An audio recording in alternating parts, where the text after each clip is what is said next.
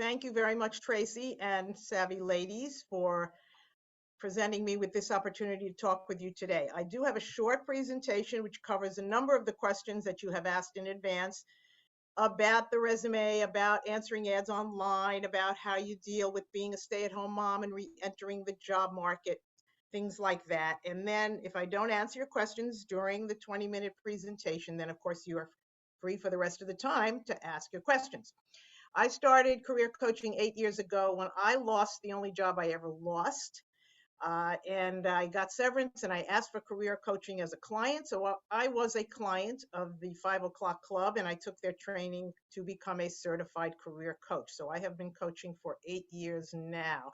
Prior experience includes teaching ESL, working for 3 colleges, Long Island University, the College of Insurance, and Westchester Community College, working at several associations, National Multiple Sclerosis, Risk and Insurance Management, Financial Women's Association, and the American Society of Mechanical Engineers. All right, so let's get started.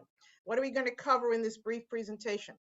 The steps in your job search for anyone, any age, any job, any industry. Over 50, the things you need to know when you reach a certain age. How to sign up for job alerts. Know what you want and why do you want it. How do you invest in yourself, in your time, in your learning, in your skills improvement. What are the 4 best ways to find a job? Stay-at-home mom or re-entering the job market after having a hiatus for whatever reason. How to build your network, how to connect with people, how to volunteer, going for a part-time job, and planning and scheduling your time. So let's get started. There are 5 steps in the job search process. Everybody's got to use these steps. I don't care what your age, what your job title, they're all the same. Assess your skills, your interests, your values. What do you want in a job? What are your best skills? And what kind of area are you interested in? Are you interested in biology? Are you interested in computers? Are you interested in travel? This will help figure out what it is you want to do. Branding, that's the next step. Your personal brand consists of your pitch, your cover letter, your resume, your LinkedIn profile. I help people write them, or you can write it yourself, and I can help you edit it. Connecting. 80% of people get jobs through networking. That's why networking is one of the most important ways to find a job. How do you build your network? We'll get to that. Differentiating yourself. The interview process. How do you prepare for interviews? What kinds of questions can you expect? What kinds of questions should you ask? And then enhancing your candidacy after you've applied for a job, after you've had an interview. How do you follow up? Over 50 job search tips. Keep up with the technology in your field. Don't expect a company to teach you a new technology unless it's very specific to their company. It's a proprietary application or proprietary software. It's your job to be up on the latest in technology. So you can take a class online or at a local high school or community college to learn what it is you have to learn. Illustrate your work experience with younger workers, whether they've been colleagues or you worked on a team with a younger person or you reported to a younger person or a younger person reported to you. The thing about being over 50, over 45, over 50, over 60 and looking for a job is they think you don't know how to work with Gen Xers, millennials, Gen Ys. Avoid the salary negotiation and wait until you get an offer. Why? You are not in a good place to negotiate your salary unless you know they want you and they offer you the job. What you need to impress upon the person interviewing you, the hiring manager, is you're excited about this company. You're thrilled about the job. You really are more interested in the details of your roles and responsibilities and the projects you're going to be working on. And we can talk about salary later. Show energy and enthusiasm in the way you look, in how you smile, in your voice, modulating your voice. You need to show energy, enthusiasm so they don't think you're just too old. Okay. And say you want the job. The last job I took, and I was there for 3 years, was a step down from a CEO. I had been executive director of a couple of associations, and this job was a staff job. It was a director of professional development. And the interviewer asked me more than once, well, why do you want this job? You were an executive director. And I had a good answer. I said, I don't want to deal with the board. I don't want to deal with fundraising. I want to go back to my passion, which is education and professional development. You need to let the interviewer know that you really want this job. Okay, this is the assessment piece. How do you figure out what your next step is? Let's say you've been doing the same thing for a number of years, but you're tired of it. You don't like it anymore, whatever reason. Or let's say you've been home raising children. What do?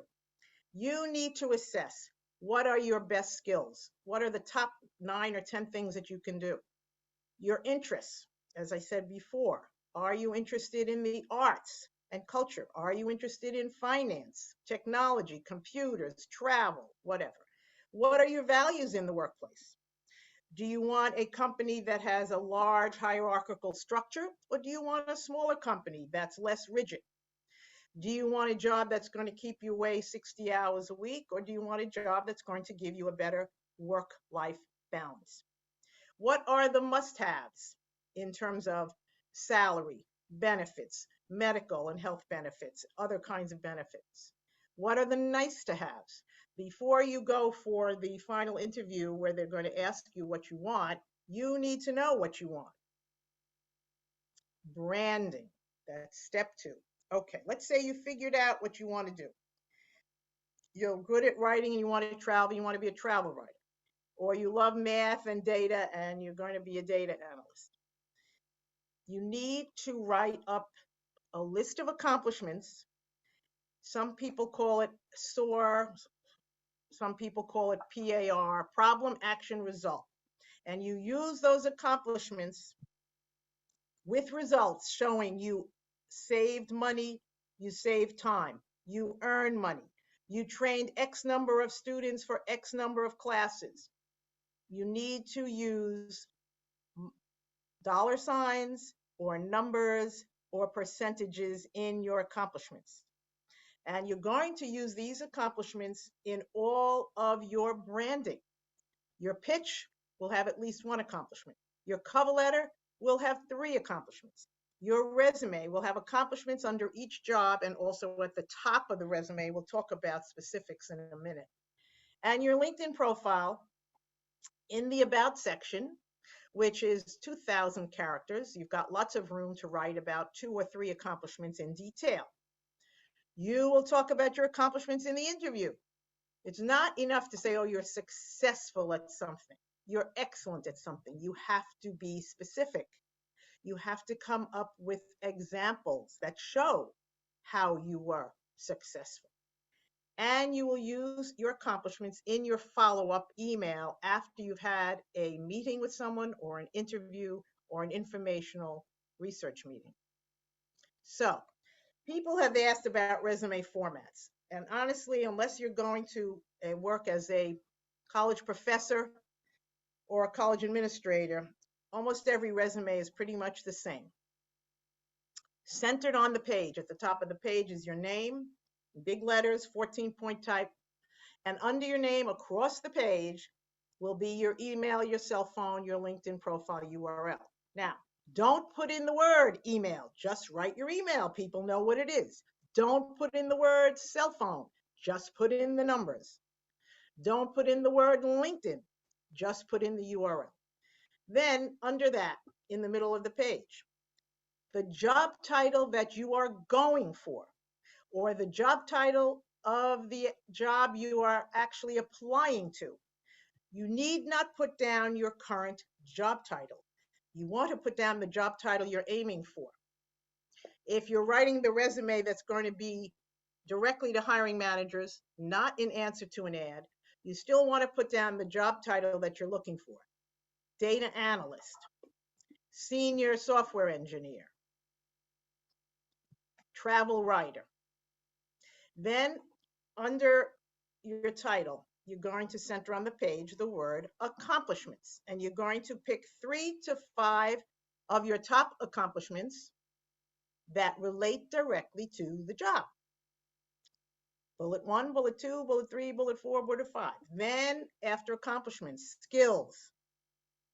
And across the page, not in a list, not in 2 columns or 3 columns, but right across the page, it may take 2 lines or so, your top skills. Maybe those are organizing, analyzing, writing, leading teams, project management, whatever they are, you're going to put those under the skills.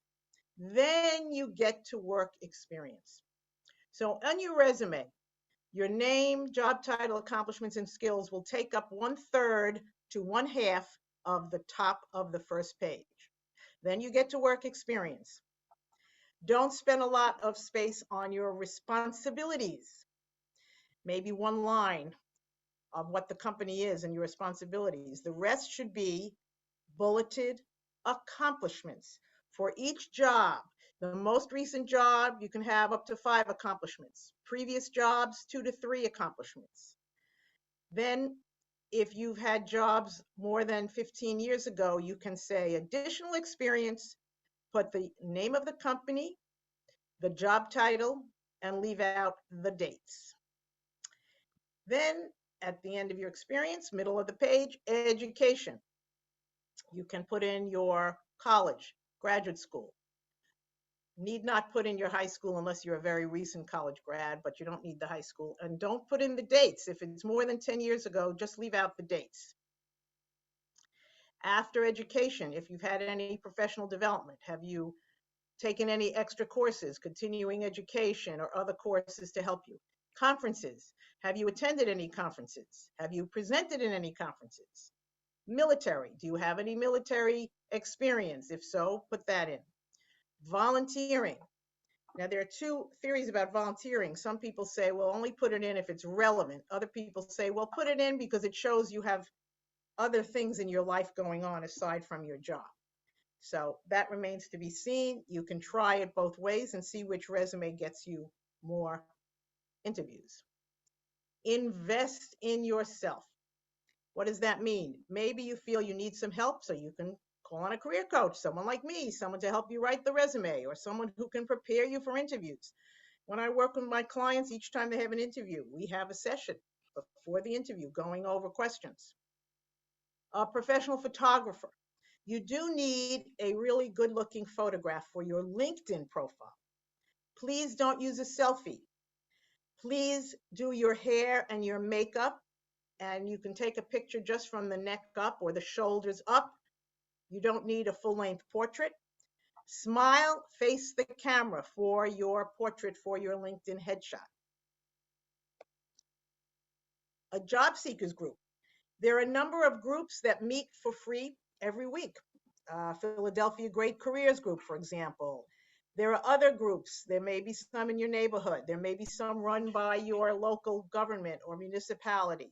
Or you may create your own group of people who are all looking for jobs. And you meet once a week. Why? To be accountable, to stay motivated, to share experiences, to network with each other. You might want to take a course. You might want to improve your skills, build a new skill, learn more about an area, learn a foreign language.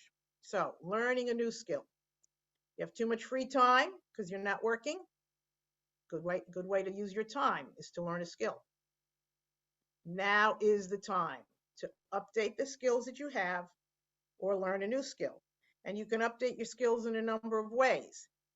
You can take a course online. Look at all these online things: Coursera, Udemy, LinkedIn Learning, edX, Teachable, Udacity, Skillshare. I could go on, but there are lots of courses online. Many are free, and some you have to pay for, but they're not terribly expensive.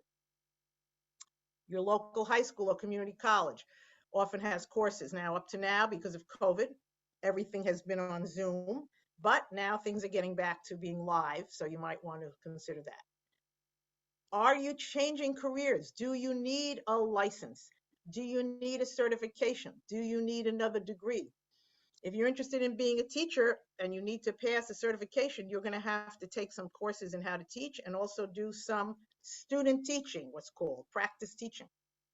If you wanted to be an X-ray tech, you need to take a course in X-ray technician and then pass a certification exam. What are the 4 best ways to find a job? So, how many of you are looking for jobs online? Think about that. And how many of you are getting interviews? That's why we don't spend all our time answering jobs online. There are lots of job boards: LinkedIn, Indeed, Monster, ZipRecruiter. ZipRecruiter has even spent money for television ads to tell you, oh, lots of jobs. The problem is millions of people are going online, answering ads, and ultimately very few, less than 10%, even less than 6% of people get a job that way. So don't spend all your time answering ads online. If you do see a job that you're really interested in, then you have to network your way into the company. See if anyone in your network knows someone in that company who can help you get in for the interview. Third best way is working with a recruiter who specializes in your field. There are recruiters for everything. There are recruiters for technology. There are recruiters for nonprofits. There are recruiters for college administrators, you name it. There are recruiters who specialize in anything. But just remember, the recruiter does not work for you. The recruiter works for the company that is paying the recruiter up to 30% of your salary to find the best candidate.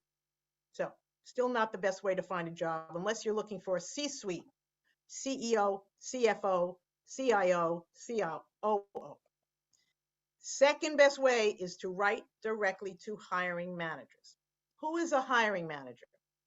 It's not the human resources department unless you want to work in human resources. The hiring manager is a person 1 or 2 levels above your level job in the department where you want to work. Could be finance, could be marketing, could be sales, could be professional development. It could be human resources if that's the area you're working in. Could be engineering, could be research and development. You need to make a list of all the companies where you would like to work and research the names of hiring managers and write directly by email to those hiring managers. Number 1 best way to get a job. According to Forbes, over 80% of job seekers will find a job through networking with their connections and building new connections, building your network. And we're going to talk about, well, what are the ways to build your network? Let's say you're changing industries, you only know people in your industry. How are you going to meet other people? Or you're changing cities, you live in one city, you're going to move. How are you going to meet other people? Okay, more than 80% of job seekers get a job through networking. So we'll get back to networking in a moment. Okay, stay-at-home mom or no college degree. A few of you asked questions about this. Well, what can I do? I've been a stay-at-home mom. I don't have any paid work experience. Or what can I do? I don't have a college degree. Here are some suggestions. Volunteering to get some experience. See if your local PTA needs a volunteer, or your local library, or a conservancy, the park, the local government. Find out where the volunteer experiences are available and do some work. Why do you want to volunteer? It'll give you some experience. You get to network with some other people. You get to put something on your resume, and you will get a recommendation from the person in charge of the volunteers. Take a civil service test. My sister was divorced after 10 years of marriage. She did have a college degree, but she didn't have any paid work experience. She took a civil service test for county government, federal government in Long Island. And she worked with the food stamps department for 30 years. And she ultimately became a supervisor. She retired. She got a pension.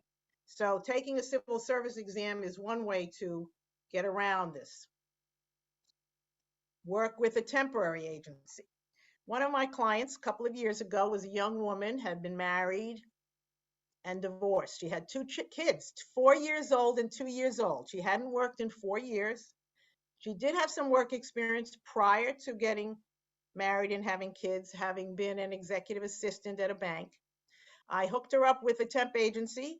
She got a temp job that lasted 3 months. After that, I redid her resume and she went out and got a full-time permanent job for a year. And after that, on her own, she looked for another job with more money. So temp agencies are another avenue for you to pursue. If you've been a stay-at-home mom or dad, use your home experience. What do you do at home? You organize, you budget, you schedule. Maybe you're leading teams. Maybe you're involved with the PTA or the Boy Scouts or the Girl Scouts. Maybe you're involved with your church or your temple or your synagogue. Think about the things that you have done, even though you did not get paid for them. Those represent your skill set. How can you use those skills in a paying job? Now, someone said, oh, signing up for job alerts. Well, as we said, this is the fourth best way to find a job. But if you're going to answer an ad online, this is what you need to think about. You need to apply right away as soon as the job opening appears. Use LinkedIn, Monster, ZipRecruiter. Indeed, you can get job agents that will automatically send you the jobs you're interested in. It's easy. You get the latest information. But what are the cons? Fewer than 10% of people actually get a job by answering an ad. Thousands of people see the job, and often the job is already filled. Don't be fooled when you see a job ad posted online. Companies have to put advertisements online, sometimes for legal reasons. And sometimes they already have a candidate in mind, or they're in the process of interviewing, or maybe they've even filled the job. So it's not the best way to get a job. How do you build your network? We're getting back to that. Okay. This is super important for everyone, no matter what your age, no matter what your job title, no matter your industry. How are you going to build your network? You connect with 5 new people every day. Well, where are you going to find these people? Online. How do you find people on LinkedIn? A couple of different ways. As a graduate of a high school or a college or a graduate school, you go to the LinkedIn page for that school. Most schools will have a page. And on that page, it'll say jobs, people, alumni. You go into alumni and you can filter the alumni by year of graduation, by city in which they live, by major subject, by company. So you can actually find people who live in your city, who went to your school, and who are working in a company where you would like to work, or who are doing a job that you would like to do. And so your first message to that person is, oh, I see we're both alumni from Tulane University. I would like to connect. And let's say the person does connect you. You send a second message. In your second message, you say, I'm in transition. I would love to get your career advice. I'm in transition. I would love to get your career advice. Do you have time for a 10-minute chat? Then during that phone call, you can have a phone conversation, FaceTime, Skype, Zoom, whatever. You tell them, ask them, what are you doing at this company? How long have you been there? How did you get to this stage in your career? What do you like about your job? And then you say your pitch and what you're interested in. And at the end of the conversation, you're asking for 2 things. Can you introduce me to someone else in the company or someone else at another company that does what I want to do? The second thing you're asking for is, what companies do you suggest that I contact to find a job? So that's how you work on LinkedIn to find alumni. And you can also find people from your professionals. Professional organizations called associations. Every profession has an association. If you're a lawyer, there's the American Bar Association. If you're a risk manager, there's the Risk and Insurance Association. If you're a mechanical engineer, there's the Mechanical Engineering Association. If you're a neonatal nurse, there's an association called NAP, Neonatal Nurse Association. So you can go to the website for your professional association, see if they have any free information, free events. Maybe they have events that are open to non-members, but you pay a little, or maybe you decide you want to become a member and get involved in the organization. As an association exec, I belonged to the New York Society for Association Executives for 20 years. I met a lot of women. We used to meet every month, once a month. We got to know each other very well. And when any one of us was out of a job, we would network with each other and they would help us find jobs. So they knew where the jobs were.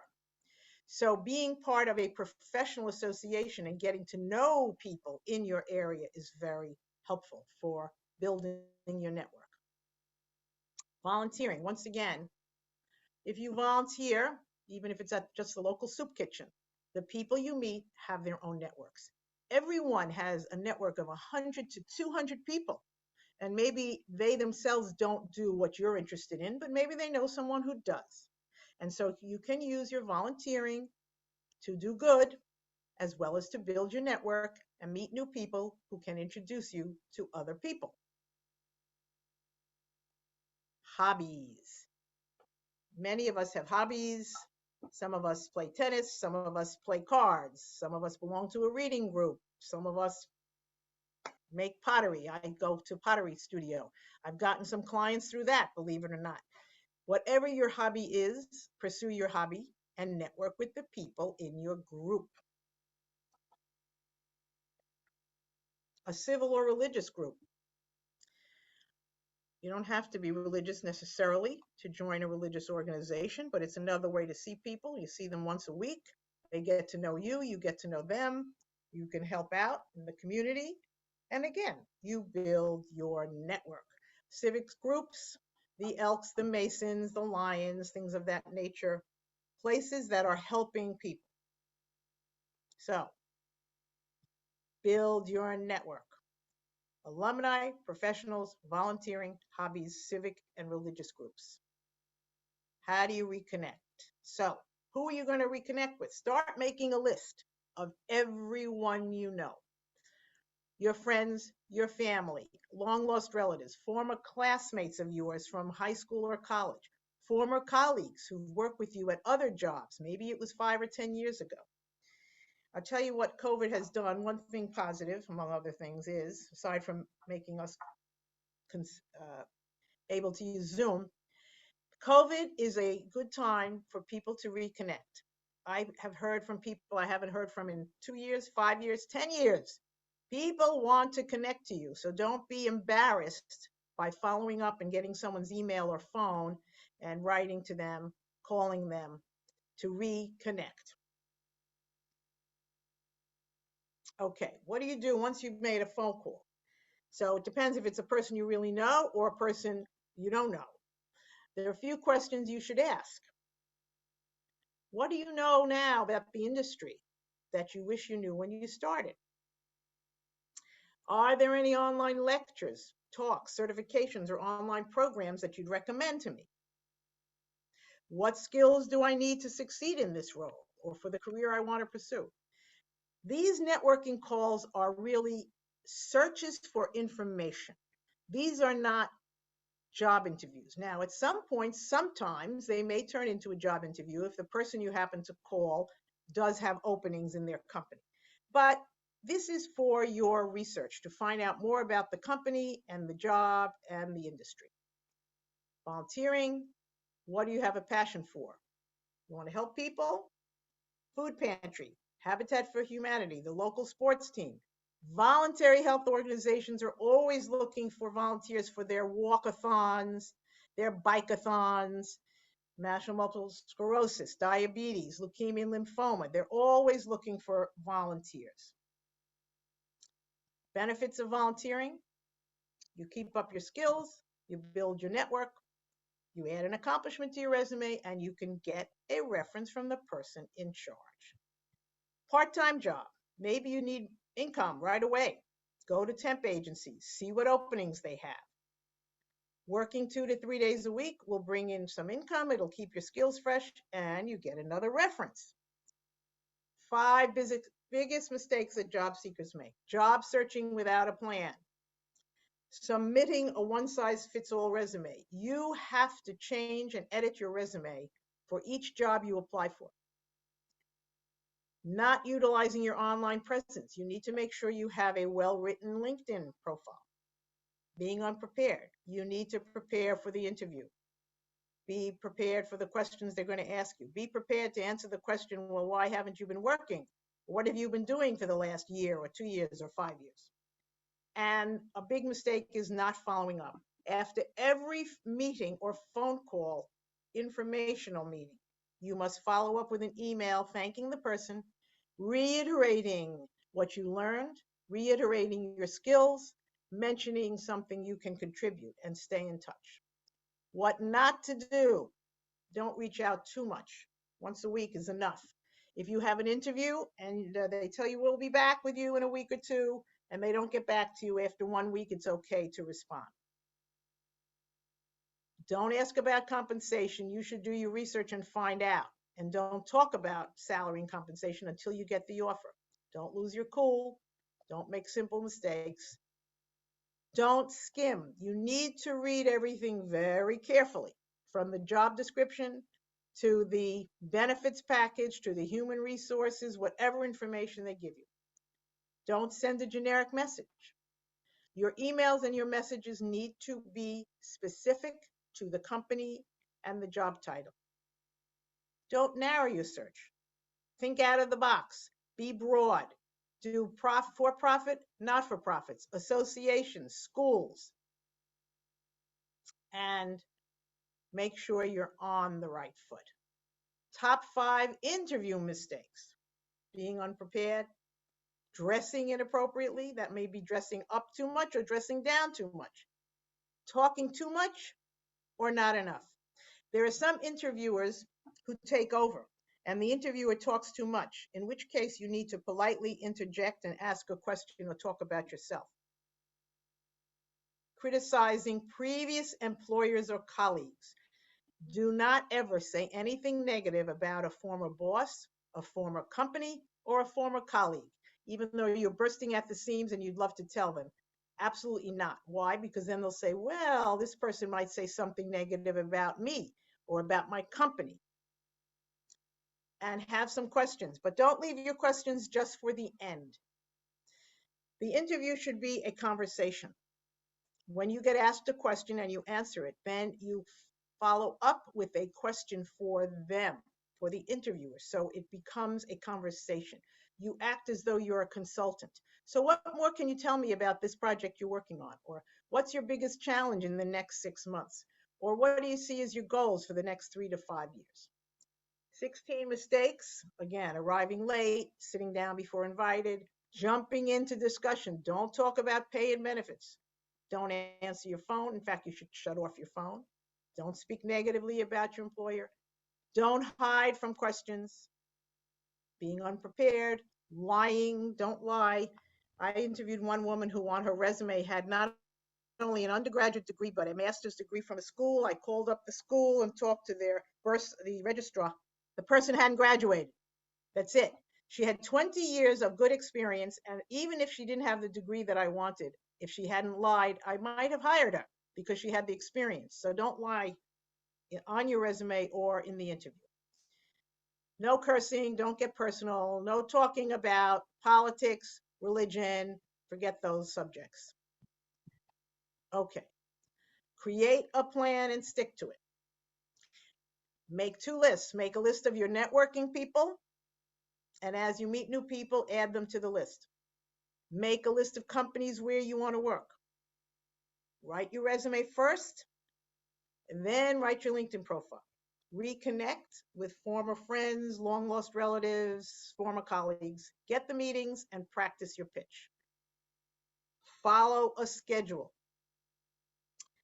If you're working, you need to spend 10 to 15 hours a week on your job search. If you're not working, you need to spend 35 to 40 hours a week. That's right. Your job search is your job.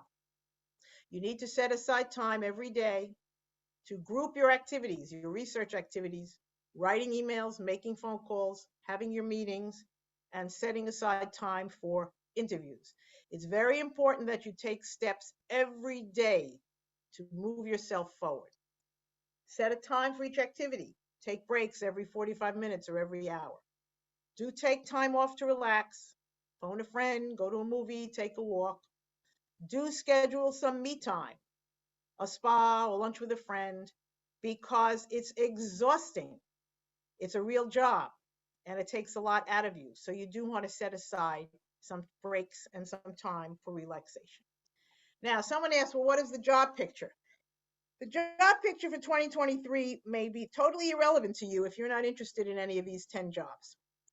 These are the top 10 jobs that are growing and what they pay. Nurse practitioner, data scientist, information security analyst, referee or sports official, web developer, that's 3 already in technology, choreographer, physician's assistant, that's a 2-year degree. You can't just become a physician's assistant. Home health aide, that's a little bit easier. You still need to get licensed. Travel agent, animal care specialist. So if these are not your things, then again, you need to do your assessment and figure out what's good for you. So key takeaways for today, and then we'll get to questions. Take stock of your skills, your accomplishments, your values. Make a list of your network connections. Keep building your network. Use all 5 ways of building your network. Make a list of companies where you want to work, and use all 4 ways of finding a job, but don't spend all your time answering ads on the internet. And most of all, do take care of yourself. You want to be healthy during this process. Thank you very much. And now we'll take questions. Hey, Amy, we had a question in the chat wanting to know regarding resumes if you had a template that you could share with everybody. Yes. So if you send me your email address after this is over, and I will be happy to share the template, or you can go to my website and you can get the template there. So either way, here's my email, gaffina108@gmail.com. You send me an email, I'll put you on my email list. You'll get a free weekly blog and you'll get notices of webinars like this one and other ones I do for free. Or you go to my website, www.geffencareers.com, and you will get a template there as well. We also had gotten a question if you would be willing to share the slide deck. Yes, once again, send me an email and I will send you the slide deck. We don't automatically send it out to everybody. This is copyrighted material, so I don't want to see it anyplace else. I don't want to see it posted on your website or anyplace else. So, but I'm happy to send it to you if you send me your email.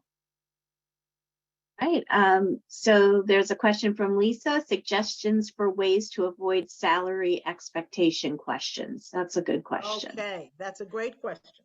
So the first time you're asked, so what salary are you looking for? The first time you're asked, this is what you say. You say, I know you will be fair. Let's table that discussion. Okay. The second time, let's say they ask you again, maybe it's in the same interview or the second interview. You say, so how much money do you want? What's your salary expectations? And then you say, I'm much more interested in learning the details of the roles and responsibilities of the job. We can talk about salary later. Okay, so that's the second thing you say. I'm much more interested in the roles and responsibilities of the job. We can talk about salary later. The third time they ask you, now you have to be prepared. You do have to do your research and find out what is the general range of salary for that particular job title in your city, in that industry. And don't give the bottom of the range less than what you want. So let's say the range, I'm making up the numbers, is 55 to 85, but you really want 65. So you say, well, I've done my research and the market value for this position is 65,000 to 85,000. Because as soon as you mention a lower number, then they're going to use that low number and say, okay, we'll give you 55. So 2-step process. You do your research online, you find out what an actual range is, and then you bump up that range to the lowest you're willing to accept. Okay, then let's say you get the offer finally. You say, yes, I'm thrilled. I'd love to work for you. I'd like 24 hours to think about it. Can we talk tomorrow at 9 or 10 a.m.? You want to set up a meeting with the hiring manager to have a discussion. And when you do have the discussion, you say, yeah, I'm really excited about it. It's right up my alley. I'd love to do this. How flexible are you on salary? So you never accept the first number they throw out. Why? Because every company has 2 numbers, the lowest they want to pay you and the most that they're willing to pay you. You have 2 numbers, the lowest you're willing to accept and the highest you'd really like to get. So the ultimate number is going to be somewhere in between. Usually the company's low is a little bit lower than yours, and the company's high might be lower than your high. So it's somewhere in between. This way, when you get on the phone the next morning and you have the discussion, you see how flexible they are. Often they'll throw out another 5 grand or 10 grand, depending.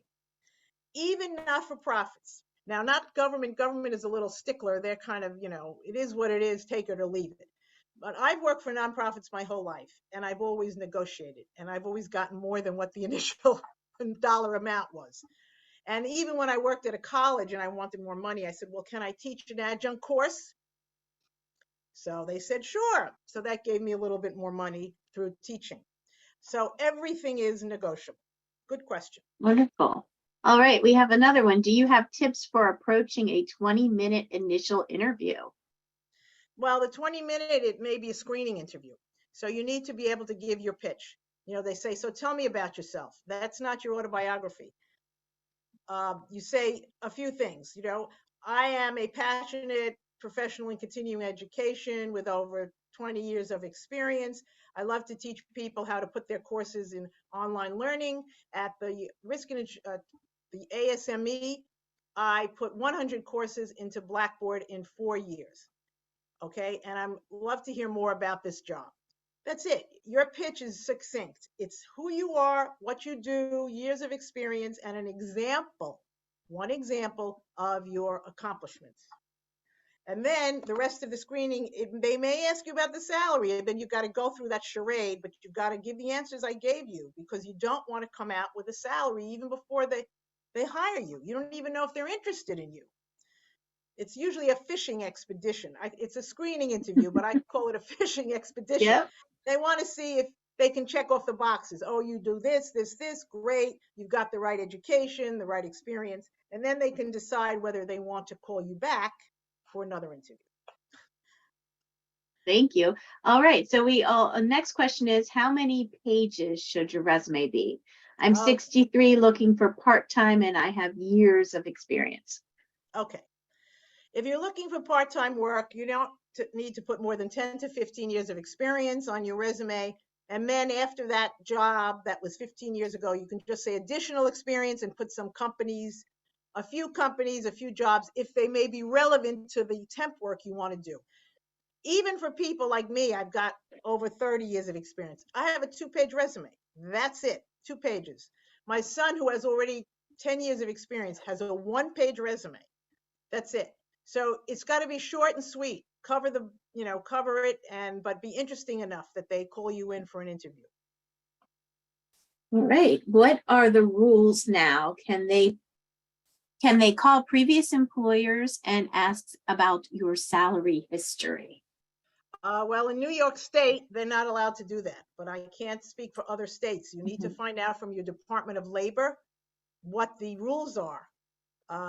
They're really not allowed. All an employer can say is, yes, so Jane Doe worked for me from 2019 to 2021. I mean, that's really all they can say.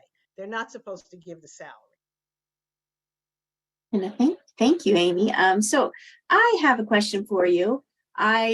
You covered how volunteering can really help beef up your resumes, and making those volunteer experiences pertain to those qualifications for the job.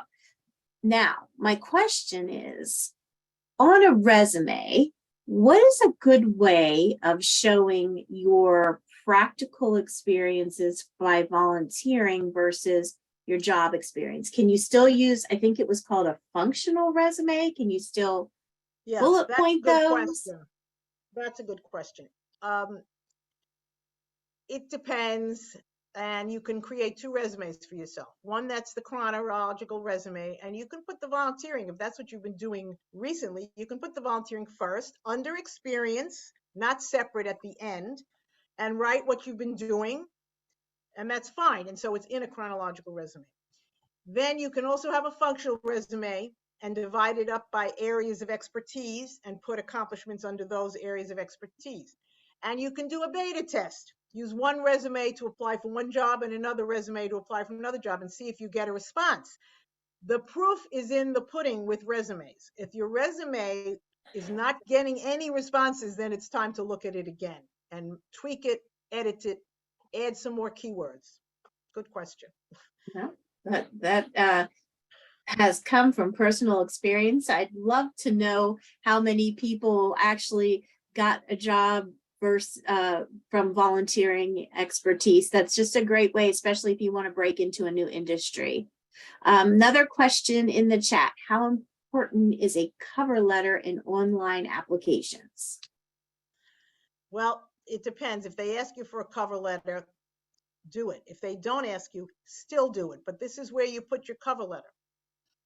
You add your cover letter before the resume. You put it into one PDF file or one Word doc. And so the first page is your cover letter. And so the whole thing gets put into the system. Yeah, I think that's a great idea. I have seen several online job applications that don't ask for it, but you're cut. And Amy, if you could give us a little more details on that. The cover letter, you can really highlight an experience and how it pertains directly to one of the job qualifications. So how many of those examples should you put in a cover letter? So your cover letter consists of 4 paragraphs. The first paragraph is, I'm excited to apply for the position of at your company. And the second paragraph is your pitch, my X number of years of experience and my skills in, list 3 skills. Here are some examples of recent accomplishments, 3 bullets. Bullet 1, bullet 2, bullet 3. Come up with 3 things that are exactly what they're looking for, that show that you can do what they're asking you to do. Fourth paragraph, I'm certain I can make a contribution to increasing your bottom line, or I can make a contribution to meeting your mission and vision, and I look forward to the next step in the process. So that's what you're going to write in a cover letter. Now I see a question. What if you don't have a job title in mind, just a lot of skills that can be applied to different jobs? No. A person who's hiring wants to know you can do this thing. They don't want to know you're a jack of all trades. So you need to do some serious thinking and do some research and talk to people and say, okay, these are my skills. What can I do? Or you do this, could I do this? You have to have something specific. You may have 2 job titles you're going for, or the most 3. That's it. You can't just say, oh, these apply to anything. No, they don't. Exactly. More All questions? right. Does anybody else have any questions? If you'd like to unmute yourself, you could do that as well.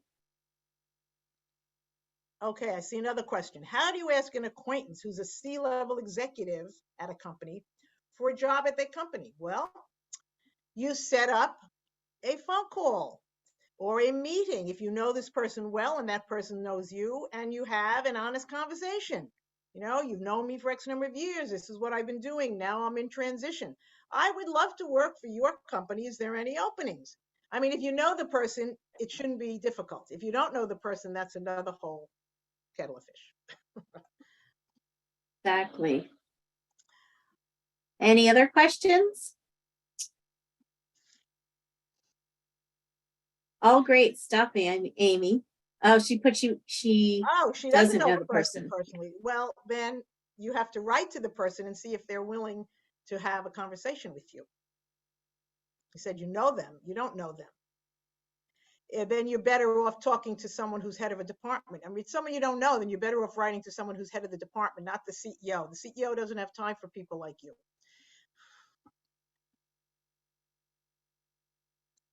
Can you put your website link in the chat? All right, hang on. Let me exit the screen and get my website, and I will give that to you in a second. If you just look up LinkedIn, Amy Geffen, you'll find me. I'm the only Amy Geffen there is. Good to know. But there are lots of Amy's and lots of Geffens, but there's only one Amy Geffen in the United States, maybe in the world. Okay, hang on. I'm going to copy it, and I'm going to put it into the chat box. Hang on. Give me a second. View full screen. Chat box. Here we go. Let me send it to everyone. All right, there you have it. Well, Amy, thank you again. So many great takeaways from this. I have to say that thinking outside of the box and networking every cohort of people that you possibly can, school groups if you have kids, if you don't, chatting with people, even at a coffee shop. If you're waiting for coffee, you could meet somebody. So just think outside of the box, networking all the time. It's a full-time job. So, well, thank you everybody for attending. Oh, there's another question here that actually, Amy, if you have time to answer it, it's a good one. Okay, go ahead. How do you handle being, oops, sorry, just popped away. How do you handle being out of the workforce for 18 years with no new skills? Well, if you were listening, you have to follow all the things I told you. You have to get some skills. You have to think about any volunteering you've been doing, things you've done at home. It's a big job for 18 years. What have you been doing for 18 years? And what translates into skills that are useful in the workplace? You need to work with a coach to figure it out, honestly. That's probably a good suggestion there. And capitalizing on those stay-at-home mom skills. If you're going into finance and you're running the family budget, you're running a budget. It can transfer or translate into lots of financial positions. But again, a coach is really helpful for that sort of thing. And you're welcome to reach out to our helpline if you have any questions, or reach out to Amy.